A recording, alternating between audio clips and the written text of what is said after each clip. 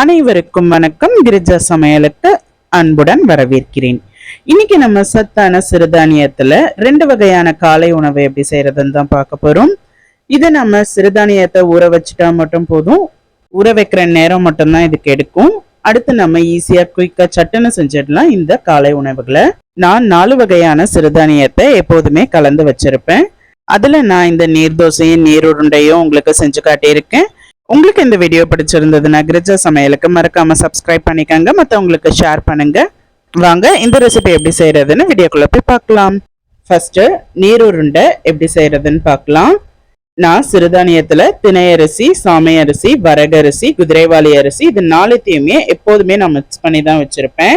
இந்த மாதிரி நீங்க மிக்ஸ் பண்ணியும் செய்யலாம், அப்படி இல்லைன்னா தனித்தனியாகவும் செய்யலாம். ஒரு பாத்திரத்துல 1 கப் அளவு சிறுதானிய அரிசி எடுத்துக்கங்க. கூடவே 1/4 கப் அளவுக்கு கடலைப்பருப்பை சேர்த்துக்கங்க. இந்த சிறுதானியத்தையும் கடலைப்பருப்பையும் சேர்த்து 2 முறை நல்லா வாஷ் பண்ணி எடுத்துட்டு வந்துருங்க. நான் 2 முறை நல்லா வாஷ் பண்ணி எடுத்துட்டு வந்துட்டேன். அடுத்து நல்ல தண்ணியை ஊற்றி 1.5 மணி நேரம் இதை நல்லா ஊற வச்சிடலாம். தண்ணி 1/4 கப் அளவுக்கு மட்டும் சேர்த்தா போதும். 1/4 கப் அளவு தண்ணி சேர்த்து 1.5 மணி நேரம் இதை நல்லா ஊற வச்சிடுங்க. நம்ம சேர்த்த சிறுதானியம் பருப்புலாம் நல்லா ஊறி வந்துடுச்சு. இதை ஒரு மிக்சி ஜார்ல தண்ணியே இல்லாம சுத்தமா வடிகட்டி சேர்த்துக்கங்க. பல்ஸ் மோட்ல குறக்குறப்பா மட்டும் அரைச்சி எடுத்துட்டு வந்துருங்க. ரொம்ப நைஸா அரைச்சிடாதீங்க. கொஞ்சம் குறக்குறப்பா இருந்தாதான் இது நீர் உருண்டைக்கு நல்லா இருக்கும்.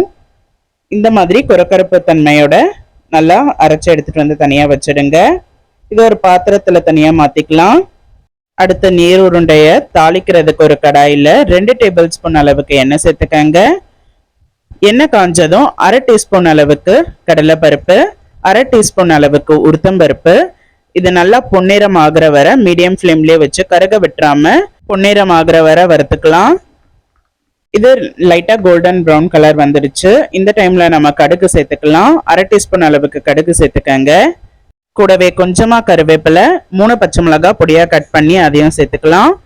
2 காஞ்ச மிளகாய் நறுக்கி அதையும் சேர்த்துக்கங்க. வாசமா இருக்கிறதுக்காக கொஞ்சமா பெருங்காய பொடி சேர்த்துக்கலாம். 1/2 டீஸ்பூன் அளவு மட்டும் சேர்த்துக்கங்க, அதிகம் சேர்த்துறாதீங்க. இதெல்லாம் நல்லா ரோஸ்ட் ஆகட்டும். நல்லா வறுத்ததுக்கு அப்புறமா 2 கப் அளவு தண்ணி சேர்த்துக்கிறேன். 1 கப் அளவு சிறுதானியத்துக்கு நம்ம ஏற்கனவே ஊற வச்சிருக்கோம். ஊற வைக்கலன்னா நம்ம 2.5 கப் சேர்த்துக்கலாம். ஊற வச்சதுனால 2 கப் அளவு தண்ணி சேர்த்துக்கங்க. கூடவே டேஸ்ட்டுக்கு ஏற்ற மாதிரி உப்பு கொஞ்சம் சேர்த்துக்கலாம். சேர்த்து இது நல்லா கொதிக்கட்டும். தண்ணி நல்லா கொதிச்சு வந்துடுச்சு பாருங்க. இந்த அளவு நல்லா கொதிச்சதுக்கு அப்புறமா அடுப்பை சிம்ல வச்சிடுங்க. சிம்ல வச்சுட்டு நம்ம அரைச்சி எடுத்துட்டு வந்திருந்த சிறுதானியம் அந்த கடலைப்பருப்பை அரைச்சி எடுத்துட்டு வந்ததை சேர்த்துக்கலாம். சேர்த்து இதை கட்டிகள்லாம் இல்லாம நல்லா மிக்ஸ் பண்ணி விட்டுருங்க. இந்த தண்ணி எல்லாம் வடிஞ்சு நல்லா திக்காகி வரணும். அது வரை நல்லா நம்ம மிக்ஸ் பண்ணிக்கிட்டே இருக்கணும். இந்த டைம்ல மீடியம் ஃப்ளேம்ல வச்சுக்கோங்க. இந்த டைம்ல லோ ஃப்ளேம்ல இருந்து மீடியம் ஃப்ளேம்ல வச்சு குக் பண்ணிக்கோங்க. இந்த கட்டிகள்லாம் இல்லாம நல்லா கிளறி விட்டுக்கிட்டே இருங்க. 10 நிமிஷத்துக்குள்ள நமக்கு தண்ணி எல்லாம் இழுத்து அந்த கட்டிகள்லாம் இல்லாம நல்லா வெந்து வந்துடும். சிறுதானியம்லாம் நல்லா வெந்து வந்துடும். அது வரை நமக்கு கிளறி கொடுத்துக்கிட்டே இருக்கணும். இந்த மாதிரி ஓரளவு நல்லா திக்காகி வந்ததும் துருவி வச்சிருந்த தேங்காய், 1/2 மூடி அளவு தேங்காய் துருவி எடுத்து வச்சிருந்தேன். தேங்காவையும் சேர்த்துக்கலாம். சேர்த்து இந்த தேங்காவையும் சேர்த்து நல்லா இதை இன்னும் கொஞ்சம் திக்காகி நல்லா வரட்டும். அது வர இன்னும் கொஞ்ச நேரம் ஒரு 3 நிமிஷம் நல்லா கிளறி விட்டுக்கிட்டே இருங்க. 3-4 நிமிஷம் நாம போதுமான அளவு தண்ணி சேர்த்து சிறுதானியத்தை நல்லா வேக வச்சாதான் நல்லா வெந்து வரும். இல்லைன்னா நமக்கு வேகாத மாதிரி இருக்கும். இப்போ நல்லா வெந்து வந்துடுச்சு. வெந்து வந்ததுக்கு அப்புறமா அடுப்பை ஆஃப் பண்ணிட்டு வேறொரு பாத்திரத்துல மாத்தி இதை மைல்டா ஆற வச்சுக்கோங்க. ரொம்ப ஆறணும்னு அவசியம் இல்லை. கொஞ்சம் மிதமான சூட்டில் இருக்கும்போது கையில் பிடிச்சிக்கலாம். கையில் உருண்டைகளாக பிடிச்சிக்கலாம். நல்லா நமக்கு ஈஸியாக பிடிக்க வரும். போதுமான அளவு தண்ணி சேர்த்து அரிசியை நல்லா வேக வச்சிங்கன்னா நமக்கு ஈஸியாக பிடிக்க வந்துடும். இப்போ நல்லா உருண்டை பிடிச்சாச்சு. இதே மாதிரியே நீங்கள் எல்லா உருண்டையும் ரெடி பண்ணி வச்சுக்கோங்க. நான் எல்லாத்தையுமே இந்த மாதிரி பால் ஷேப்பில் பிடிச்சி எடுத்துக்கிட்டேன். அடுத்து நம்ம இட்லி தட்டில் எண்ணெய் கொஞ்சமாக அப்ளை பண்ணிவிட்டு இந்த உருண்டைகள்லாம் இட்லி தட்டில் சேர்த்துக்கலாம். இட்லி பாத்திரத்துல தண்ணி ஊற்றி கொதிக்க வச்சு 10ல இருந்து 15 நிமிஷம் நம்ம வேக விட்டு எடுத்தா நம்மளுடைய சுவையான ஆரோக்கியமான சத்தான சிறுதானிய நீர் உருண்டை ரெடி ஆயிடும். ஒரு முறை நல்லா வெந்து வந்துடுச்சான்னு நம்ம செக் பண்ணிட்டு அடுப்பை அணைச்சிக்கலாம். இப்போ நல்லா வெந்து வந்துடுச்சு, உங்களுக்கு பார்த்தாலே தெரியும். கையில் ஃபஸ்ட்டு தொட்டு பார்க்கும்போது நமக்கு உடையிற மாதிரி தான் இருக்கும். இப்போ அடுப்பை அணைச்சிட்டு கொஞ்ச நேரம் விட்டுட்டு நம்ம கொஞ்ச நேரம் ஆறட்டோன்னு மூடி போட்டு விட்டுருங்க. 5 நிமிஷம் ஆறினதுக்கு அப்புறமா நம்ம எடுத்து சர்வ் பண்ணிக்கலாம். அடுத்து சிறுதானியத்தில் நீர் தோசை எப்படி செய்யறதுன்னு பார்க்கலாம். இது ரவை தோசை மாதிரியும் நல்லா கிறிஸ்பியாக முறுமுறுன்னு இருக்கும், சாஃப்டாகவும் இருக்கும். ரொம்பவே டேஸ்டாக இருக்கும் இந்த நீர் தோசை. ஈஸியாக செஞ்சிடலாம். அதுக்கு நான் 1.5 கப் அளவு சிறுதானியம் எடுத்துக்கிறேன். ஒரு பாத்திரத்தில் 1.5 கப் அளவு சிறுதானியம் சேர்த்துக்கங்க. நீங்கள் எத்தனை பேர் இருக்கீங்களோ அதுக்கு ஆட்களுக்கு ஏற்ற மாதிரி சேர்த்துக்கங்க. 1.5 கப் அளவு சிறுதானியத்துக்கு 10லேருந்து 15 தோசை தாராளமாக வரும். நீங்கள் ஆட்களுக்கு ஏற்ற மாதிரி கூட குறைய சேர்த்துக்கங்க. இதையும் நான் எல்லா சிறுதானியத்தையும் சேர்த்து மிக்ஸ் பண்ணி எடுத்து வச்சுருக்கேன். இதில் நம்ம தண்ணி சேர்த்து ஒரு 2 முறை நல்லா அலசி எடுத்துகிட்டு வந்துடுங்க. இந்த தூசி துரும்பெல்லாம் இல்லாமல் நல்லா அலசிக்கங்க. 2 முறை நல்லா வாஷ் பண்ணி தண்ணியை கீழே ஊற்றிட்டா போதும். நான் நல்லா வாஷ் பண்ணிவிட்டு இதில் 1 கப் அளவு தண்ணி சேர்த்து 5 மணி நேரம் நல்லா ஊற வச்சுக்கிறேன். 1 கப் அளவு மட்டும் தண்ணி சேர்த்துக்கங்க. இப்போ நல்லா ஊறி வந்துடுச்சு. 5 மணி நேரம் நான் நல்லா ஊற வச்சுட்டேன்.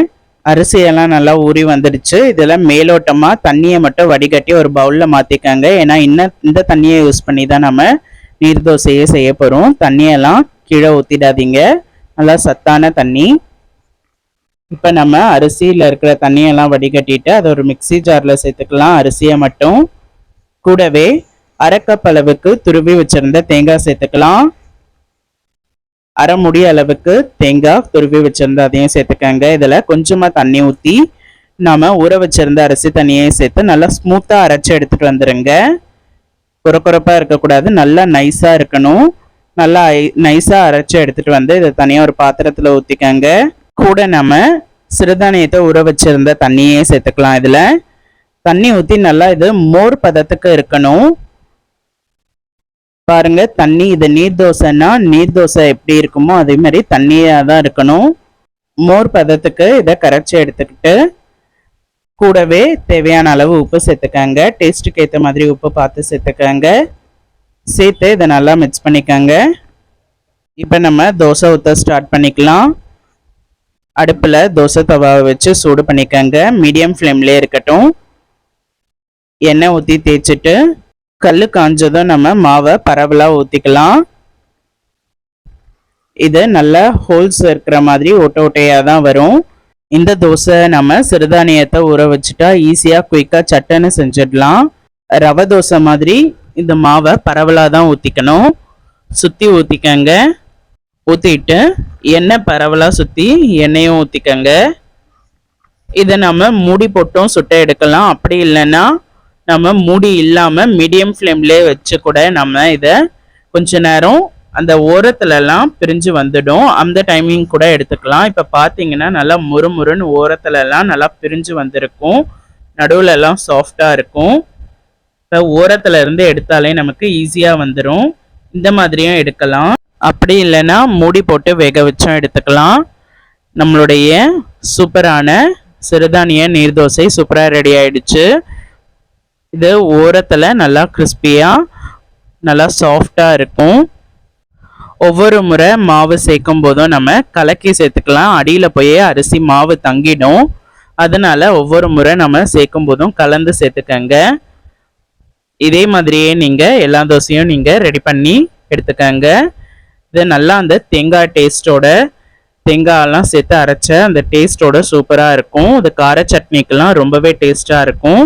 கார சட்னி, சாம்பார் இல்லை குருமா எதுக்கு வேணாலும் நம்ம இந்த நீர் தோசையை ரெடி பண்ணி சாப்பிட்டுக்கலாம். காலையில் சத்தான உணவு சாப்பிட்ட மாதிரியும் இருக்கும். நீங்களும் உங்கள் வீட்டில் சிறுதானியத்தை வச்சு இந்த நீருருண்டை நீர் தோசையை ட்ரை பண்ணி பாருங்கள். ட்ரை பண்ணி பார்த்துட்டு எப்படி இருந்ததுன்னு சொல்லுங்கள். மறக்காமல் கிரிஜா சமையலுக்கு சப்ஸ்கிரைப் பண்ணிக்கோங்க. அடுத்த கிரிஜா சமையலில் வேற ஒரு ரெசிபியோட நான் உங்களை மீட் பண்ணுறேன். நன்றி, வணக்கம்.